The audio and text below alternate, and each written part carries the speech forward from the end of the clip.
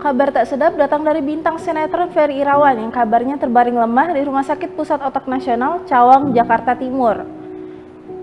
Ferry Irawan dirawat di RS PON karena harus mendapatkan perawatan intensif lantaran pecahnya pembuluh darah di bagian kepala.